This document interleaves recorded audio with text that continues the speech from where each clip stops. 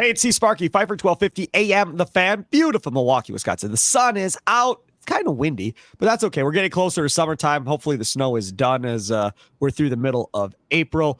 Dwight Albrecht is here, the, of course, Spare Time Pro Shop over there at New Berlin Bowl here locally in Wisconsin.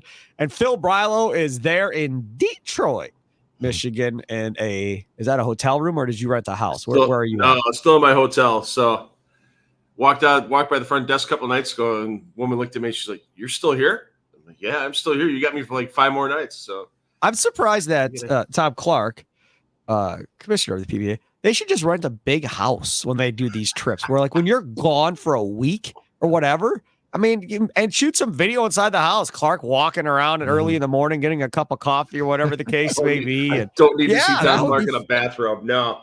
Yes, that would be hilarious. No, and he doesn't need to see me walking around in a pair of athletic shorts, and that's it in my room. Right, yeah. Oh, my God. See how much tighter you guys would become? I mean, it would really be a family-like atmosphere, Phil.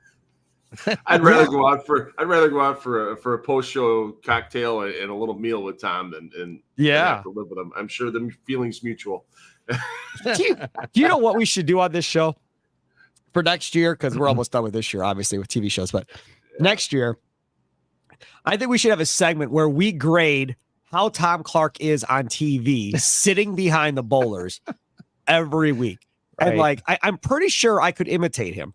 Like he always sits with his arms folded like this, right? Yep. And then he has a different facial expressions that go along with it. Saw that on it was very shows. I don't know why I was paying attention. Paperboy hat. Yeah. The paperboy hat, yes. Right. I don't know why I was paying attention to Clark so much during these animal patterns, but I kept looking at him like, goodness gracious, there's a lot to talk about here. It's like he's always thinking about something. Yeah, well, he probably is. But I mean, if you think about it, there's no comfortable way to sit necessarily when you're on camera for that long. Right.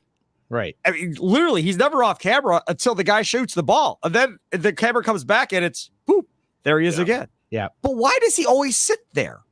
What, is that like the commissioner's chair? Did he pick that seat out himself of, he wants to be on TV, so he sits right behind them? Did Fox tell him he's got to sit there, or ESPN? Like, we've never asked him. I've never asked him. I know this week he's been sitting with Kathy Strobel, who's one of the owners of Thunder Bowl. So, with it being Strobel Arena named after her husband, Tom, I know they've been sitting there a lot. People get moved around all the time. I think it's just where Tom kind of wants to put himself He always sits in the middle, Phil. That's not true. No, he always sits in the middle. He always sits in the front row. Have you ever seen Tom sit down on the left side, down the left lane with all the people? During the Masters. No, I've seen him sit down the right lane or down the left lane with the people. Yeah, I've seen him sit down there. The right lane? The left lane where you see the people. Lane. Sorry, yeah, where all the people I'm looking from the back. Yeah, yeah. You've seen him sit with the people? Yeah, he did at the Masters. Did he? Yeah. Right. I don't remember that. Yeah. Yeah. Well, that's good because I mean, if you think about other sports, you don't see the commissioner at every event at other sports. Right. But Tom, he's at every single event. Yeah. That's on TV. Yeah. He is there making his presence felt. I mean, he's a great commissioner. I just like looking at him. Yeah, it's fun. It's kind of neat this week with Tom there too, is that we've been doing these World Series of Bowling Chronicles where we kind of take everybody through the steps to show how qualifying went, match play went, that type of thing. And then before the show, we always get Tom's feeling on the show. I get 2 minutes with him with a camera in front of him and stuff like that, and just some of the insight that he doesn't get a chance to give on TV or give when he's writing on Facebook. It's pretty neat to see. So when these World Series of Bowling Chronicles come out on PBA YouTube, people, check them out because you get some insight from Tom you really don't expect and you don't get a chance to hear normally. So it's pretty fun to do. I will follow up quickly. I believe it was the Scorpion show, I think, where Belmonte had an issue with the timer. Oh, yeah, I was going to bring that up. And he was trying to figure out what was going on there. Right. So did you ask Tom Clark about that, Phil, as far as that little discrepancy or questioning that Belmonte had? No, Belmo answered it on social media right after the show. So he misunderstood the rule change from the last year because this year begins. Last year was when your opponent's bowling ball came back onto the ball return. You had the 25 seconds. Right. This year it's from when you touch your bowling ball, you have 25 seconds. Well, it's kind of funny because he wasn't confused on that during the Roth Holman show. But wait a second here. Hold on. Yeah. So before, wait, I'm confused now. So when the opponent's bowling ball comes back, that's when the clock starts, not when you touch the ball. That's when it used to start. The rule before last year and before was when your opponent's bowling ball comes back. This year, it's when you touch your bowling ball. So you gave him more time then. So what's the issue? He could sit back there for 2 minutes before he has to touch his ball. He was grabbing his bowling ball before his opponent's ball came back on the ball return. That was the problem. Gotcha. So he misunderstood it. So if you watch after it went to commercial break, and you watch Belmo when he was, he'd sit there and he'd wait till the guy's ball came back, because they won't start the shot clock for 10 seconds after that unless you touch your bowling ball, in that time frame. So the bowling ball comes back, you don't do anything, you don't touch the bowling ball, anything. You have 10 seconds before that shot clock starts. But the instant you touch your ball, the shot clock will start. Can we get into this for a brief second? Yeah. And if we've got into this before, just tell me we have, because no, we haven't. A, I don't feel the best, and B, I'm old and I forget things. Why exactly do we have this? Like, was time of pace of play like baseball, where we shaved off a half hour of a bowling telecast? Because I don't think it's shaved off any time per se. So what's the point of it? It has. I mean, back in the days of Ernie Schlegel and some other guys like him, that would take forever to get a shot off, and they'd stall just to, because they knew it pissed their opponent off. Some guys like to bowl fast, and they would just take their time, and here they go, and they're gonna rub the towel on the ball and stand there. Phil, they didn't have this on ESPN, did they? Oh yeah, they did. It just wasn't as noticeable. Right. I mean, I remember a World Series of bowling, the first one when in the new bowling plaza in Vegas, where Sean Rash just came with a pocket full of $100 bills. I don't remember that. I was at South Point for all those years. I don't remember that. Yeah. Really? At the bowl. Yeah, when the bowling plaza, the year the bowling plaza opened, Sean was on the show, and I remember him just taking out a $100 bill and just setting it right on Kirk's table, walking off the approach from his previous shot, because he was going to take his good-natured time before he got up in the 10th frame. It was hilarious. Everybody loves Sean. He was known for all the balks too. Yeah. Well, yes. Oh, I remember that. Yes, the balks I remember, and the fines and all that I don't. And the box would cost them $100 a piece too. After the warning on the first one, now you balk, you got one in the books, and you get that second balk, and you don't get that shot off in that 25 seconds. 0 for the frame, unless you call a timeout, right? Yeah, if you have one left. If you have one left, right? Yeah, and one thing a lot of people didn't notice on the Roth Holman show is how much time Andrew Anderson took in the 10th frame before he shot his first ball. He needed that strike to lock it up. He had 1.2 seconds left on the shot clock, and his teammate Chris Prather had already been warned earlier in the game. So they were this close to getting 0 for the frame. So was it by design, do you think? You'd have to ask Andrew about it, but Andrew was, he was just going through his pre-shot routine, and maybe just took a little bit longer. But if his partner also had issues with it, I don't know. That's interesting. Other that happens.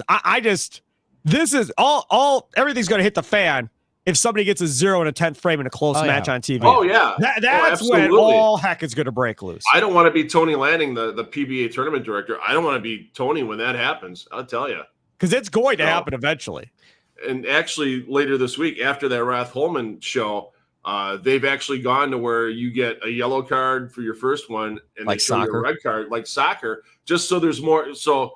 Just so there's no doubt that you've been warned. Here's your card, or here, however they're doing a card or flag. I've seen them pull both out and have it on set. A little flag that they can wave at the guy for yellow for here's your warning for your first one, and here's your red for you're getting 0 for that shot. I also was going to bring this up later. My daughter and I obviously critique the shows just like Tom Clark does with you, Phil. But this isn't the first time that on TV that Belmo called out the tournament director for clarification. It happened also in the team event, a PBA Elite League in Vegas. Mm-hmm. Right in the middle of the show, he called him out regarding the playoff rules Yeah, where so my daughter brought up a good point. At this point, don't those guys know those rules?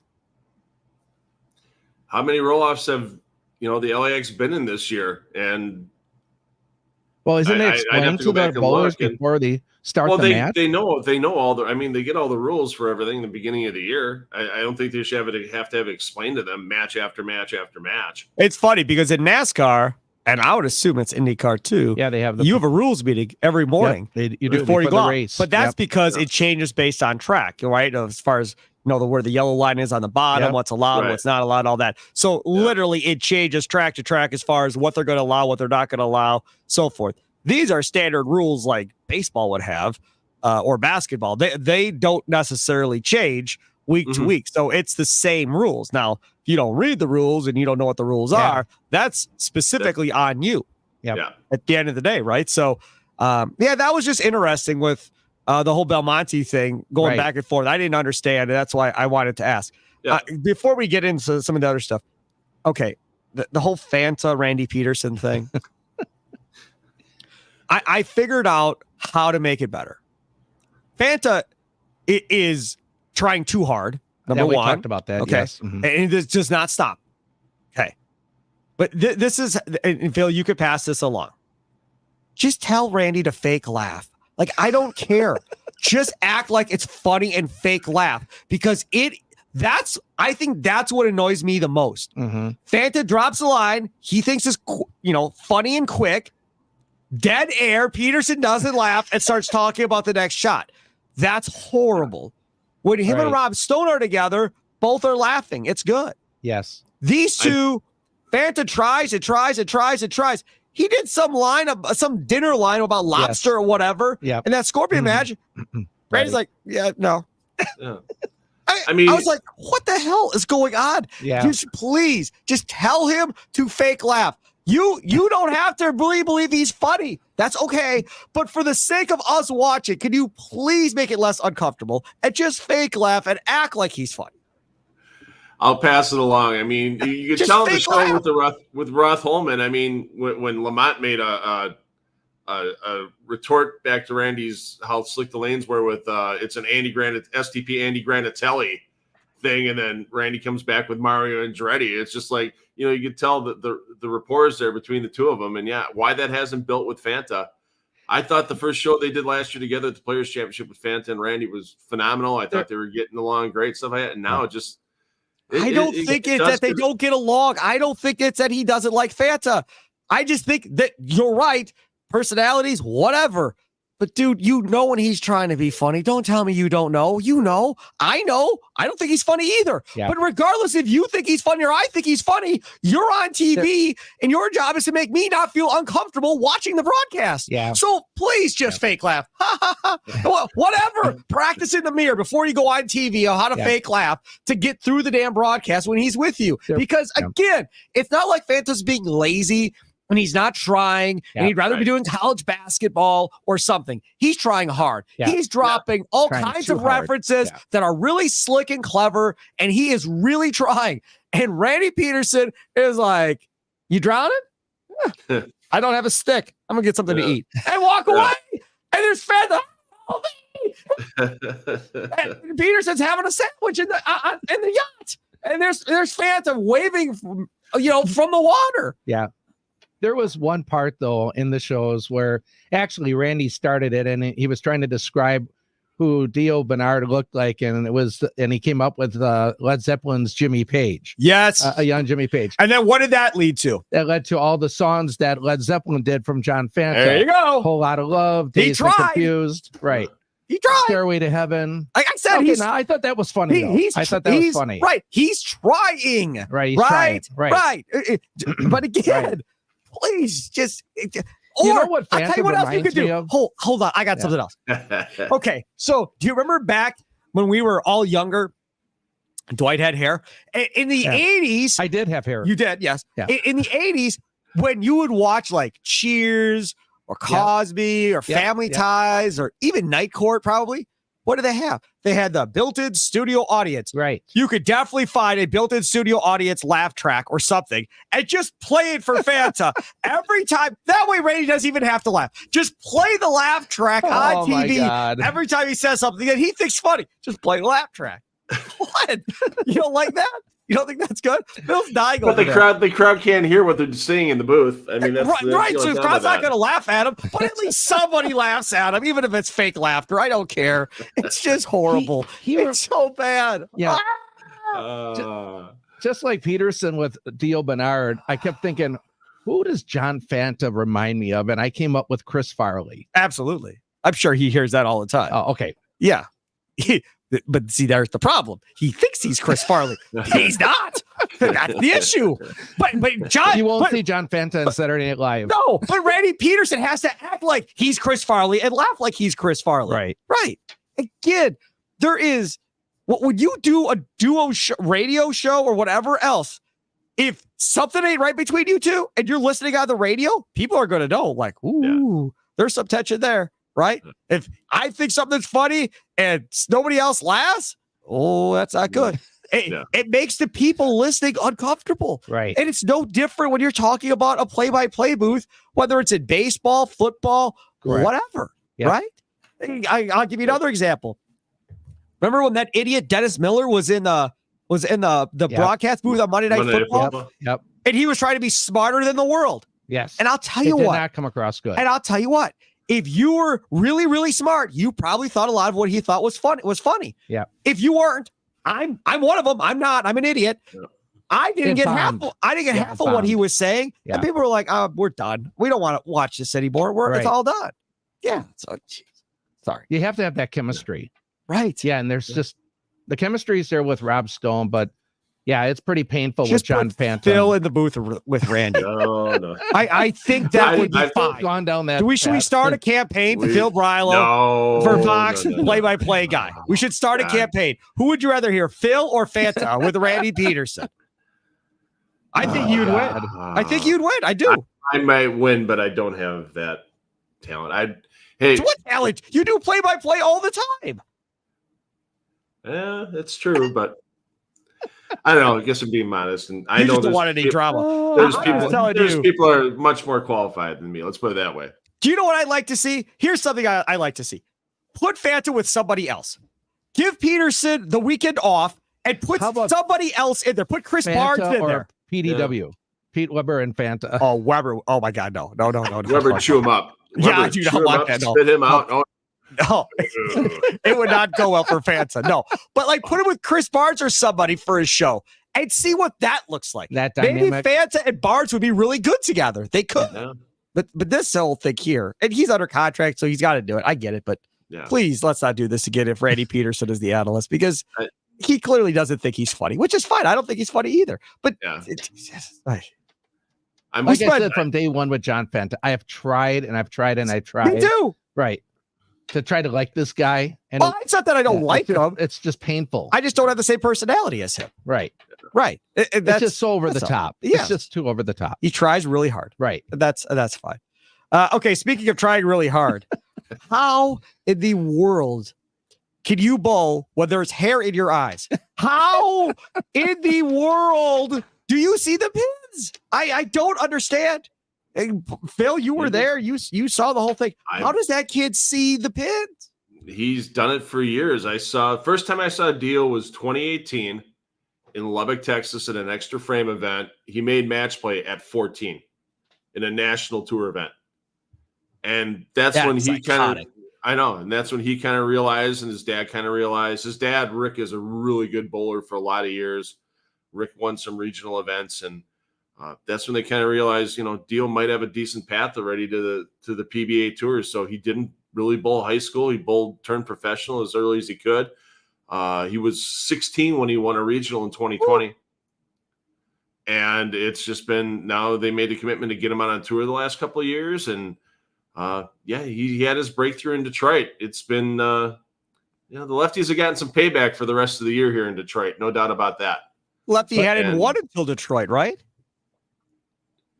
Well, the Scorpion show was four lefties? No. What? Before Detroit, a lefty had not won a TV show this year, correct? Not this year, yeah. I think there were only 2 lefties that made shows. Yeah. There were a lot of first on this World Series of bowling. Yeah, and the players, yeah. So, and now with the World Championship coming up this weekend, 7 lefties. The only 2 righties are Kyle Sherman on Saturday's show and EJ Tackett on Sunday's show. So that should be interesting.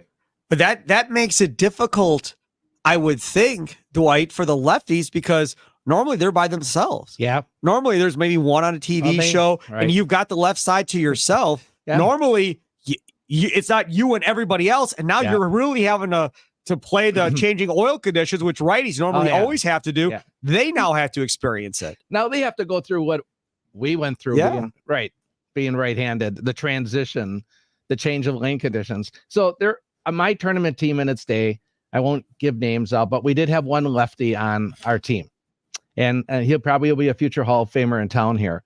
But if there was another lefty on the pair on the other team, oh my God, we heard about it all 3 games. Oh, really? And we would just give him the look and just say to him, "Hey, we have to adjust just start adjusting." Right. You know, I mean, move your feet. Right. But he was so spoiled by being the only lefty on the pair. And that's going to be the case for the guys on the tour.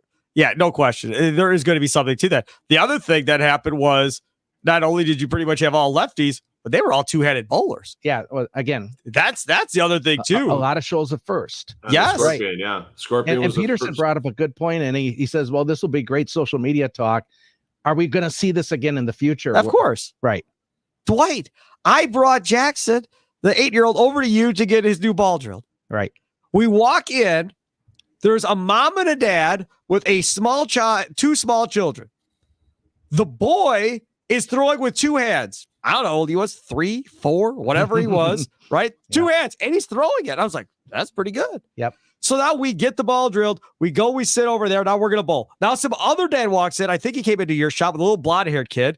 They come in. He goes down on the lane. That kid grabs the ball. He starts bowling with 2 hands. Yeah. The whole idea of single-handed bowling and all of that, it's going to die quickly. I'm telling you that right now, because if you're seeing those little kids with dads that are, I don't know, my age or older, they look like, showing them how to do it and trying to help them how to do it. Yeah. That's something there that it's going to change bowling. No question. The comment I make in the shop all the time, except for EJ Tackett, the top 4 players in the world don't put a thumb on a thumb hole, except for EJ Tackett. So what does that mean then? So Phil, does that mean in 10 years, people that are still bowling with one hand will be at a huge disadvantage, or will they have some type of an advantage? Unless you can put a rev rate on it, like an EJ or a Kyle Sherman, you're at a disadvantage, especially on the Pro Tour. If you don't have the ball speed and rev rate to keep up with the transition and being able to move left for the right-handers and being able to play the right part, the right zone in the lane, you're going to get left behind. You look at some of these players that are kind of tweeners out there, even though they have higher rev rates than most league bowlers, like a Stu Williams or a Chris Barnes or a Frankie Lavoie, and how have their years gone? Yes. Not well. It's getting to the point of, if you want to compete at the highest level of this sport, you need to either be a physical specimen to create that kind of rev rate and ball speed one-handed. Even watching the Koreans at the World Championships this year that I was lucky enough to be part of the call on, all those guys, there were 2 or 3 one-handers still on their team, but those guys had EJ Tackett speed and rev rates. But you looked at the majority of the players, and it was two-handed and 600 rev rate and 20 miles. So the days of Pete Weber doing something are long done. That's not going to happen. Oh, once you get to be an old man on the 50 tour, then you still got a chance, but not on the kids tour. There's no way. Yep. It's going to be fewer and far between. I mean, you look at the show, there's 9 players on the show, and the lowest rev rate is probably Kyle Sherman, and he can get it to just under 500. Everybody's normally over 500 now. Right. That's kind of where you're at. No question. 500 to 600 on the rev rate. Yeah. Right. But they can adjust their ball speed so much better too with 2 hands, it seems like, than with one hand. They really have the speed control to go with it. They can slow hook the lane at 14 miles an hour if they have to and still do it well. And they can do 21, 22 miles an hour. I love throwing a backup ball at the 7 pin. That or is it? Yeah. Deal? Yeah. So you're throwing a backup ball at the 7 pin, 2-handed backup ball. Right. Yeah. And I heard Randy kept going, and he'd make everyone. I know. But even with all that hair in his eyes, Sparky, the thing that impressed me the most was Dio Bernard. And we talked about Dio Bernard the week that they had the Legacy Cup. You did. Right. And how he went perfect on that show. I said, wow, this kid is going to be pretty darn good. And here he goes and wins his first title a few weeks later. But his pinpoint accuracy, he never missed. Nope. Not by a board. Mm-hmm. So. Yeah. Now, Belmonte missed quite a bit when he was out there, that scorpion pattern, like literally to the point where he was laughing, like, how the world did that not move? What is going on? He was as lost as I've seen him on a TV show, Dwight. The other big thing is he's not in the top 10 for the championship show. Yep. Well, that's a surprise unless Phil's got a story for me, but what's happening to Belmo out there? Well, Belmo was one hit away from making the show. I mean, he left, he had a slow roller messenger come back to a 10 pin in the 10th frame. He carries that and gets a double in the 10th. He's on the show instead of Martel. But during the practice session of the Scorpion Championship, a couple of the lefties decided they wanted to start throwing polyester spare balls up the right side of the lane during the practice session. Why? So I thought they were going to mention that on air, and apparently it never made it. But start moving the oil down that right lane. Were they doing that purposely to stymie Belmo? Why not? Belmo thought when I talked to Belmo after it was done, Belmo kind of thought, he goes, it's nice to think that, they think enough of me and my talent that they thought they'd have to, play that game a little bit. He goes, that didn't really affect me. It was more of, his shot making. He was okay with it, but yeah, they were. I saw lefties during the practice session right before the TV show. Yeah, chucking polyester up the right side at their spares that normally don't shoot at their 6 and 10 pins up the right side. Obviously. Yeah. So yes. Wasn't it Swenson though? They made a comment on TV that once we get past Belmo, I mean, that's what he said on TV. He said it on TV. Right. Oh yeah. These guys. I mean, that's the thing is that these guys, even though it was a unique situation to this event. On tour, there's enough times where they know how many lefties they're following in qualifying. I mean, either they know it themselves or their ball reps will tell them who they're following and if they were throwing urethane, which is, let's be honest, most of the time, unless they're really on patterns for their lefties, or, how many, or if they were throwing resin. And, these guys can make these moves, that type of thing. There were 7 lefties out of the 16 players in the World Championship match play yesterday. And Matt Russo still bowled great. Matt needed a 9 game, his last in position round, to lock up the 1 spot. 9 for the game total. Not 9 in the 10th frame. Total. Literally 1 ball. There's a great post on PBA social where Russo gets up and he strikes to the first frame and he turns around, he just gives a little baby fist pump and he just goes 1. Yeah. Awesome. Yeah, I saw that. So it was great. So these guys know how to make the moves and everything. I don't know if we'll see, Sherman get picked on Saturday and EJ get picked on Sunday, especially on that right lane inside of Strobel Arena. Yeah, that right lane sucks. But based on everything we saw, yeah, their right lane plays pretty tight, and but some of the bowlers are on the right side. They learn to get around it on the Shark Show. So obviously, EJ Tackett found a way, and he found a way well, which was nice. He was due for a win on TV, some type of big way, because he has not done great on TV this year so far. Yeah, and one thing I want to remind people that watched that Shark Show and saw Shota Kawazoa not have his best game out there. That's not the last you've seen of Shota. I guarantee you that with his talent. And, he's the best player in Japan for decades now. And his dream is to come over here and win a PBA title. And yeah, he came up a shot short. He made a couple of bad shots trying to, stuff it on that right lane. And it's just firing his drive. I mean, I see Shota winning within the next 2 years on tour, on the PBA tour. I have no doubt. He's not giving up. What did you think of the job Tim Mack did during that match? I've never seen a tour rep call a timeout for the player, which is what Tim Mack did in that match. Well, they didn't have timeouts back when Chuck was there with Rash.